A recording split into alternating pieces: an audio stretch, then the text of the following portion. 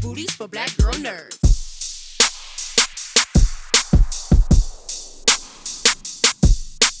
Thanks so much for taking the time to speak with me. I appreciate it. Hey, Thank you. how you doing? Good. How are you? Oh, fantastic. Awesome. Awesome. Well, I absolutely love this film. I'm a big Predator fan, so I'm Oh yeah. really glad that this impressed me because that's going to mean a lot to the other Predator fans out there. So, so Demetrius, I'm going to start with you. The terrain in Badlands, it looks brutal, and I know that probably a lot of this was CGI generated, but I'm sure that there were some practical effects as well within the landscape. So what was the toughest sequence for you to shoot, and how did you push through it? Yeah, I mean, yeah, like you said, it was shot in New Zealand, my home. So it was very, very cool to be able to show off, a bit of my backyard to the world. And yeah, like we really shot on location. There was shooting in canyons and rivers and going over mountains, shooting in the mud. Like we were really there. But I think it just adds that bit of texture, to the film, and it just makes it feel authentic. It makes it feel real. We're able to, or for myself, I can, perform a little bit better as well, being, in the elements, surrounded by, the nature and where we're actually supposed to be. So that was really cool to be able to do.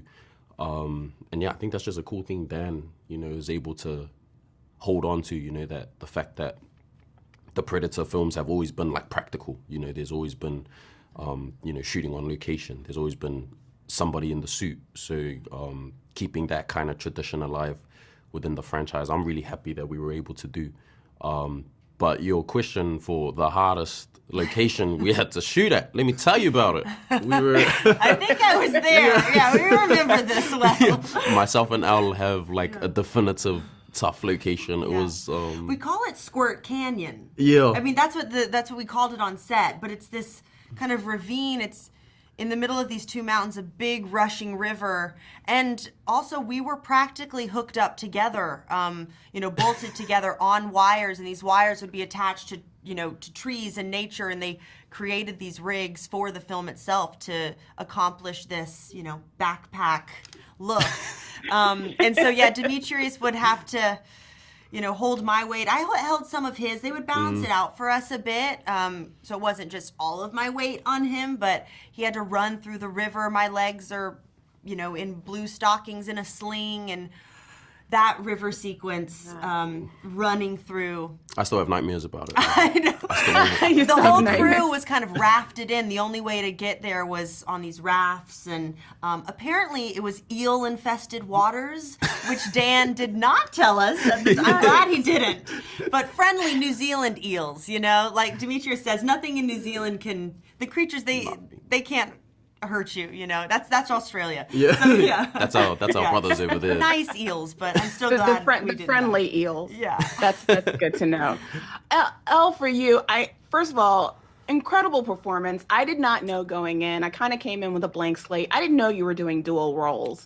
So I thought Tessa was being played by another actress, and then I had to do a second glance, and I was like, oh wow, that is Elle in that other role. So great job with just being able to play these two distinct characters and having these two different personalities and looking very different between these two characters. Thank you. Tessa and Thea, they both blur the lines between humanity and technology. How did you approach that duality? Yeah, that's the interesting part of all this. I mean, it's something that Dan and I talked a lot about. Obviously, in the Alien universe, we've gotten to see many android and many different synths over the period of time, and I'm a big Alien fan, so to kind of join the ranks of those other iconic actors who've gotten to play them, I wanted to make these, Tessa and Thea synths that really stand out. And I think an explanation for us was this film is set the furthest into the future of, at least in the Alien world that we've seen before, and maybe I think in a Predator film, it's the furthest into the future, meaning that my synths could be more advanced And so especially for Thea, that helped because I think it gave her more of a humanist, personality. Her emotions could be big and more empathetic, and so the audience could be kind of drawn in by her big personality. She didn't have to be so robotic, but there is obviously always a little scientific side and a slight darkness to Weyland-Yutani and working for the company, and I think we amped that up in TESSA more. That she's very much, working for the company, wants to accomplish the mission, and maybe slightly more like Michael Fassbender's Prometheus, a little bit. So yeah, I was pulling from, inspired by all the androids that have come before, but we wanted to really create ones that were unique and had never been seen. And Thea particularly, because she's also broken, I think it also informs her personality that she's been in the nest for a long time and she hasn't had a lot of, company. And so when Deck comes along, she's a chatterbox, She won't stop talking. I love that about that. It was a very endearing quality to her character. But you guys did such a great job. I really enjoyed this. And I love the fact that we can now geek over the Predatorverse, the Alien universe with these films. And it's a nice resurgence of both franchises that we're getting now this year. So thank you guys so much for taking the time to speak to Black Girl Nerds. I really appreciate the conversation. Thank you for having us. Thank you so much. Thanks so much for taking the time to speak with me. I appreciate it. I'm stoked to be here. Thank you for coming. Dan, you are 3 for 3 now. I just want you to stay in the Predatorverse. Do not ever leave, please. Because you get it. I feel like you really get it. And I really enjoyed Predator Badlands from beginning to end. I want to start with asking you this question. The Yautja, we've rarely seen them have human-like qualities until recently, within really the last 40 years of this franchise. Is it safe to say, because of the framing of this story has always been through the lens of other people, through humans, that now with your telling of this story, it's beyond the human experience, that now we're seeing them have these human-like qualities? To be honest, the inspiration to take it in this direction really stems right back to that original movie. I think the thing that made Predator so special was that it was a slasher movie in the tradition of Freddy and Jason and Michael Myers, except when we finally saw The Thing, it was intelligent, it had skill, and it had a code, and had culture. None of those other movie monsters would have disarmed itself to try to fight its foe, with honor. So the actions that being took in the very first Predator is what really opened the door to embrace more of that culture and code, and yeah, I mean, I'm also just driven to not tell the same kind of story over and over again.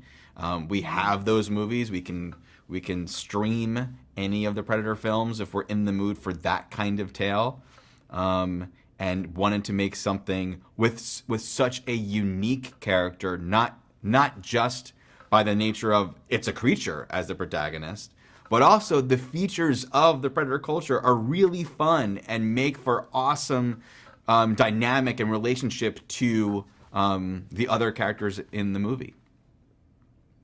I love it. I mean, I love the parallel stories that are told between these two protagonists, which was very well done. How would you say your experience on Prey help shape your creative choices this time, and what lessons or instincts carried over from that film? I think I was just so heartened by Prey landing for people and being a movie that was very emotion and character forward, and allowed it. I found a way to balance heaps of action while also, being emotional and thought, what if we did that? What if we found another unlikely protagonist, something else that we hadn't seen in movies, and do that same thing? Make a movie that hardcore, bloodthirsty fans can be proud of, but also people that would never assume a movie called Predator would be for them, and have it be also an intense but emotional experience. And that's what makes really great storytelling, just like reeling the viewer in with that compelling narrative, but then also having those great like sci-fi action moments in the film, which is what we get in Badlands. How did you keep the Predator mythology feeling fresh while staying true to its roots to the 1987 original? Well, I embraced all that's out there, less from the movies, because there hasn't been much in the movies, and more from the comics and the wikis, that are on the internet, and all the fan discussions that I've been a part of, but didn't stop there, but really wanted to infuse it with where my imagination saw it, which was very linked to like Conan stories and the art from like Heavy Metal magazine and the paintings of Frank Frazetta, and just thinking a lot about like it's more of a hybridization of fantasy and sci-fi, but where Star Wars is the other franchise that you could assign that to, but Star Wars takes more of medieval fantasy, and I was thinking more of that Conan barbarism, sword and sandal fantasy paired with science fiction. That to me felt more like the Yautja culture and what felt specific to this kind of story. Dan, again, great job. Excellent work. I love this resurgence that we're getting now between what you're doing with the Predatorverse, what's happening now with the Alien universe, with Alien Earth. And thank you so much for taking the time to speak to Black Girl Nerds. I really appreciate the conversation. Awesome. Thank you. Likewise. Thank you. Take care. Bye-bye.